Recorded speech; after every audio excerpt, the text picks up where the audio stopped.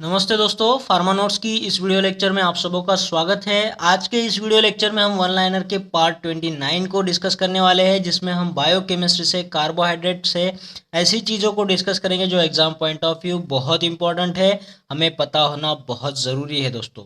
तो चलिए आज के इस शानदार सेशन को स्टार्ट कर देते हैं। देखिए, पहले तो शुगर और नॉन शुगर में क्या फ़र्क होता है उसे समझेंगे।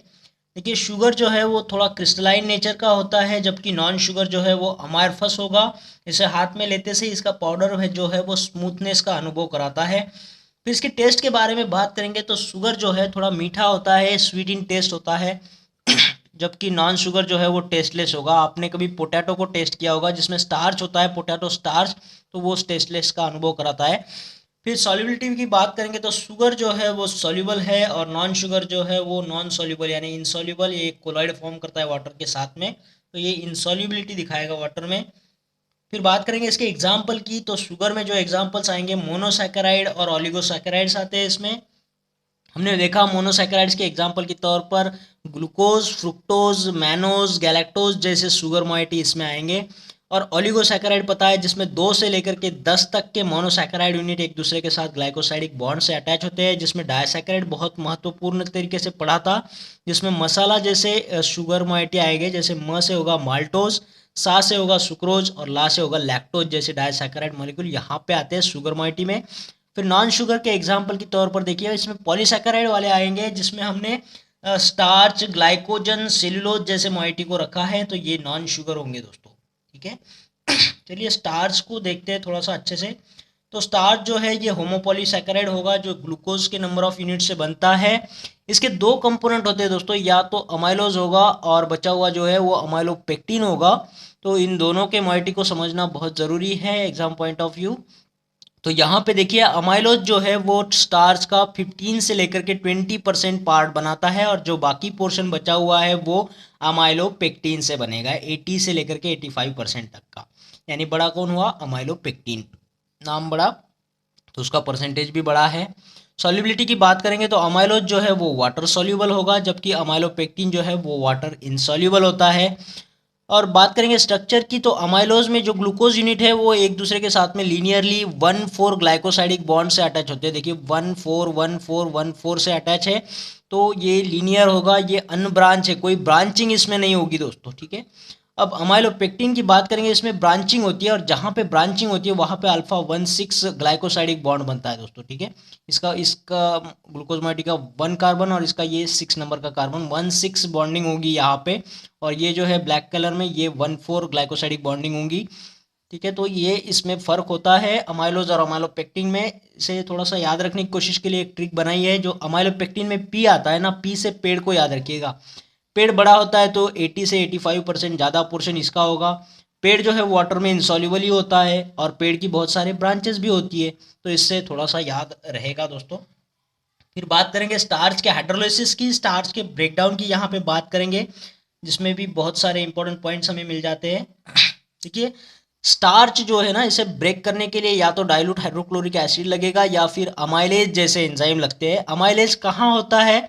तो ये पैनक्रियास के अंदर होता है, और हमारे ज़बान में सलाइवरी ग्लैंड, हमारे सलाइवा में भी होता है। ठीक है, तो ये सलाइवा में जो अमाइलेज है, इसका जो एक्शन होता है वो अल्फा 1,4 ग्लाइकोसाइडिक बॉन्ड पे ही होता है दोस्तों, स्पेशली। ठीक है, तो जब ये इस बॉन्ड पर अटैक करेगा तो ये स्टार्च का मोइटी जो है वो ब्रेक होना स्टार्ट हो जाएगा, और इससे जो मिलेगा हमें स्टार्टिंग में तो कुछ डेक्सट्रीन्स मिलते हैं। ठीक है, डेक्सट्रीन्स भी अलग अलग तरीके के होते हैं, देखेंगे इसे भी। और जब डेक्सट्रीन मिलता है तो इसका और ब्रेकडाउन होकर के हाइड्रोलिसिस होकर के माल्टोज मिलेगा, और माल्टोज हमें पता है कि ये डायसैकेराइड है, जिससे 2 यूनिट्स होते हैं ग्लूकोज के। ठीक है, तो माल्टोज का हाइड्रोलिसिस करेंगे तो 2 ग्लूकोज के यूनिट हमें मिलेंगे दोस्तों।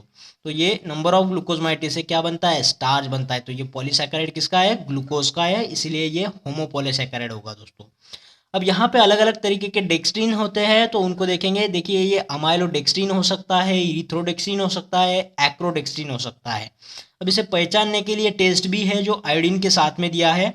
जैसे स्टार्च को अगर आयोडीन में डालेंगे तो ब्लू कलर आएगा, अमाइलोडेक्सट्रीन को आयोडीन के साथ में डालेंगे तो यहाँ पे वायलेट कलर आएगा, इरिथ्रोडेक्सिन के साथ में रेड कलर, और एक्रोडेक्सिन के साथ में नो कलर। यहाँ पे देखिए एक्रो है ना, जब हम निगेटिव के लिए लगाते हैं तो नो कलर आएगा। इरिथ्रो ये हमारे पता है, ये ब्लड से रिलेटेड होता है ना, इरिथ्रो जैसे इरिथ्रोसाइट्स होते हैं, तो ब्लड जैसे रेड कलर होगा तो यहाँ पे रेड कलर आएगा, और ये अमाइलोडेक्स्ट्रिन जो है इसके साथ में वायलेट को याद रखिएगा। ठीक है, तो ये सारे टेस्ट है, यहाँ पे सवाल बन सकता है दोस्तों। चलिए आगे डिस्कस करेंगे। तो हमने देखा स्टार्च में दो कंपोनेंट्स थे, अमाइलोज और अमाइलोपेक्टिन। और अमाइलोज जो था वो अनब्रांच्ड स्ट्रक्चर था, इसलिए इसमें एक ही ग्लाइकोसाइडिक बॉन्ड पाया गया, 1,4,1,4 ग्लाइकोसाइडिक बॉन्ड। जबकि अमाइलोपेक्टिन जो है वो ब्रांचिंग वाला था, तो इसमें दो टाइप के बॉन्डिंग थी, 1,4 भी था और 1,6 भी था दोस्तों। तो चलिए यहाँ पे 1,4 अगर बॉन्डिंग हो और दो ग्लूकोज मोइटी एक दूसरे के साथ बॉन्डिंग होंगे तो उसे हम माल्टोज कहेंगे। और जब ये 1,6 के साथ में बॉन्ड होते हैं दो ग्लूकोज की यूनिट, तो उसे हम आइसो माल्टोज कहेंगे दोस्तों। ठीक है, माल्टोज को ब्रेक करने के लिए माल्टेज एंजाइम होगा, जिससे हमें दो ग्लूकोज मोइटी मिलेंगे, और आइसो माल्टोज को ब्रेक करने के लिए हमें आइसो माल्टेज एंजाइम की ज़रूरत होगी, जिससे हमें दो ग्लूकोज मॉलिक्यूल मिलेंगे। ठीक है, ये इंटेस्टाइन की ब्रश बॉर्डर में होता है ये आइसो माल्टेज। ठीक है, चलिए अब डेक्स्ट्रीन तो समझ लिया हमने। जो डेक्स्ट्रीन क्या है और डेक्स्ट्रान क्या है, इसको एक डिस्टिंग्विशिंग के सहारे समझेंगे। देखिए डेक्स्ट्रीन तो अभी समझ ही लिया था। डेक्स्ट्रीन क्या होता है, break down product of the starch होगा। ठीक है, अभी हमने देखा कि स्टार्च पर जब अमाइलेज की या फिर डाइल्यूट हाइड्रोक्लोरिक एसिड की जब एक्शन होती है तो डेक्स्ट्रीन मिलता है। फिर डेक्स्ट्रीन से माल्टोज जो डाइसैकेराइड है, जिसका अगेन हाइड्रोलिसिस होने के बाद में दो ग्लूकोज मोइटी हमें मिलेंगे दोस्तों। ठीक है, तो ये डेक्स्ट्रीन क्या हुआ, ये break down product of starch. Starch का जब ब्रेक डाउन होता है तो डेक्स्ट्रीन मिलता है। अब डेक्स्ट्रान क्या है, देखिए ये नंबर ऑफ ग्लूकोज के मॉलिक्यूल से बनाया जाता है, ये पॉलीमर ऑफ ग्लूकोज होगा, और किसके सहारे बनाएंगे, माइक्रो ऑर्गेनिजम्स के सहारे इसे बनाया जाता है। ठीक है, और इसका यूज क्या है, ये बहुत इंपॉर्टेंट है, प्लाज्मा वॉल्यूम एक्सपांडर है ये डेक्स्ट्रान, ना कि डेक्स्ट्रीन दोस्तों। यहाँ पे ए है ये ना, तो ये प्लाज्मा वॉल्यूम एक्सपांडर होगा। और ये किस में काम आता है, ट्रांसफ्यूजन में, जेल फिल्ट्रेशन, क्रोमेटोग्राफी में as a plasma volume expander के काम करता है ये डेक्स्ट्रान। ठीक है, तो ये इंपॉर्टेंट पॉइंट्स है। नेक्स्ट हमारा होमोपॉलीसैकेराइड देखेंगे हम ग्लाइकोजन के बारे में। ठीक है, तो यहाँ पे देखिए ग्लाइकोजन जो है वो एनिमल स्टार्च होता है, ये भी ग्लूकोज का ही पॉलीमर है। तो ये इस किसमें ये बहुत ज़्यादा कॉन्सेंट्रेशन में होता है, इस पे सवाल बनता है दोस्तों, ये बहुत इंपॉर्टेंट है कि glycogen is present in high concentration in liver. Liver में बहुत ज़्यादा होता है ये ग्लाइकोजन, बाद में मसल्स में होगा, बाद में हार्ट्स में होगा, ब्रेन में होता है। ठीक है, हार्ट का तो नहीं पता, लेकिन लीवर में सबसे ज़्यादा होगा, फिर मसल में होगा, फिर ब्रेन में होता है। तो लीवर को याद रखिए, सबसे ज़्यादा कॉन्सेंट्रेशन में ग्लाइकोजन कहाँ होता है, तो लीवर में होगा दोस्तों। ग्लाइकोजेनिन एक नाम का एक प्रोटीन होता है जो प्राइमर करके एक्ट होगा ग्लाइकोजन सिंथेसिस के लिए, और ग्लाइकोजन जो होता है वो ब्रांचिंग स्ट्रक्चर रखता है दोस्तों। तो इसके लिए एक थोड़ा सा ट्रिक है, जॉनी लीवर भाई को याद रख लेना, जिसकी घी की दुकान है और बहुत सारे ब्रांचेस है उसके, है ना, घी की दुकान।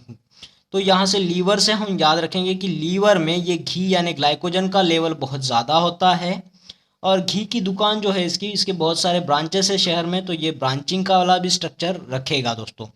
ठीक है, और ये एनिमल स्टार्च है, तो गैया से ही हमें घी मिलता है ना, तो ये एनिमल वाला स्टार्च हो जाएगा ग्लाइकोजन।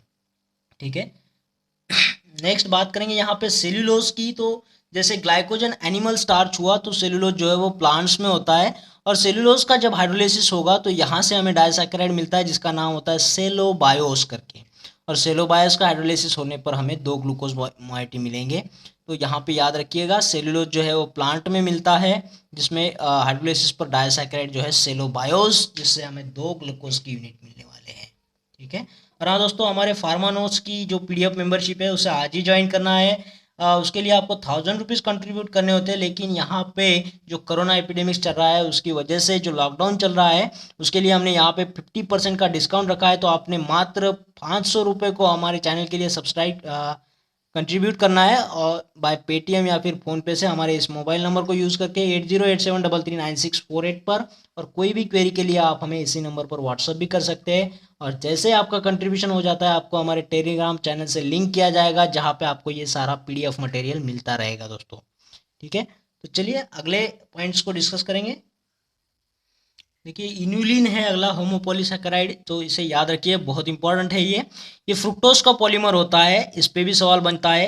ये जिसे हम फ्रुक्टोसन कहेंगे, नंबर ऑफ फ्रुक्टोज की यूनिट एक दूसरे के साथ अटैच होते हैं इन्यूलिन में। फिर ये पाया जाता है दहलिया बल्ब्स, गार्लिक और ओनियन में, ठीक है, लहसुन और प्याज में ये पाया जाता है। फिर इसका मॉलिक्यूलर वेट देखिए, ये 5000 के आसपास होता है, 5000 के आसपास इन्युलिन का। और ये किडनी फंक्शन, रिनल फंक्शन को असेसमेंट के काम आता है, जिसमें हम ग्लोमेरुलर फिल्ट्रेशन रेट को मेजर कर सकते हैं इन्युलिन के इस्तेमाल से, ठीक है। जीएफआर के साथ में याद रखिएगा, इन्युलिन बहुत इंपॉर्टेंट क्वेश्चन यहाँ पे बन सकता है दोस्तों। और हाँ दोस्तों, आप लोगों ने हमें फॉलो करना है फेसबुक पर, इंस्टाग्राम पर और ट्विटर पर। इंस्टाग्राम पर हम आपके साथ में ऐसे क्रिएटिव फोटोज़ भी शेयर करना चाहेंगे, जिससे हमारी स्टडी और भी आसानी से हो जाए दोस्तों, ठीक है। तो आप लोगों ने यहाँ पे हमें फॉलो करना स्टार्ट कर देना है। और एक और पॉइंट यहाँ पे मैं यही डिस्कस कर दूँ, ये ग्लोमेरुलर फिल्ट्रेशन रेट वाला। तो जीएफआर जो है, ग्लोमेरुलर फिल्ट्रेशन रेट, ये एस्टिमेशन के काम इसके एस्टिमेशन कर सकते हैं हम कौन से मॉलिक्यूल को इस्तेमाल करके। जीएफआर एस्टिमेट करने के लिए हम इस्तेमाल कर सकते हैं इन्युलिन को, जो हमने अभी देखा, फ्रुक्टोज का नंबर ऑफ यूनिट्स होता है उसमें। फिर क्रिएटिनिन का इस्तेमाल कर सकते हैं, मैनिटॉल जैसे डायरेटिक्स का, एस्मोटिक डायरेटिक्स का इस्तेमाल कर सकते हैं, या फिर सोडियम थायोसल्फेट का भी इस्तेमाल कर सकते हैं। तो ये चारों कंपोनेंट्स को याद रखिएगा, जीएफआर एस्टिमेशन के लिए इनका यूज़ होता है, जिसमें खास करके इन्युलिन और क्रिएटिनिन जो है, ये रिनल फंक्शन के एस्टिमेशन के लिए बहुत बार यूज़ किए जाते हैं, ठीक है। तो यहाँ से क्रिएटिन को हम याद रखेंगे, क्रिएटिव किडनी, ठीक है। आपको जब भी किडनी के फंक्शन के बारे में पूछा जाए तो क्रिएटिनिन को याद रखिएगा। और इन्युलिन तो है, इन्युलिन को हम ऐसे बोल सकते हैं इन यूरिन, तो ये यूरिन के साथ में, तो जीएफआर इससे आएगा, ग्लोमेरुलर फिल्ट्रेशन रेट, ठीक है।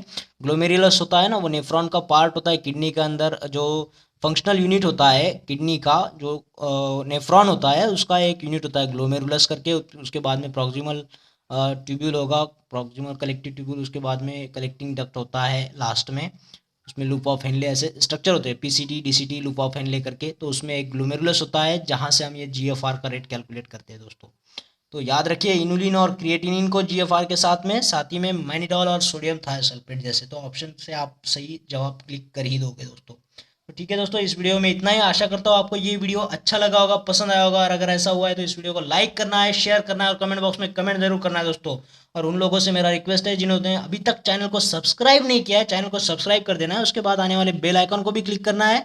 उससे होगा क्या कि आपको आने वाले हर एक वीडियो का नोटिफिकेशन मिलता रहेगा और आपको लाभ होता रहेगा दोस्तों। तो मिलते हैं एक और बेहतरीन वीडियो में, तब तक के लिए थैंक यू।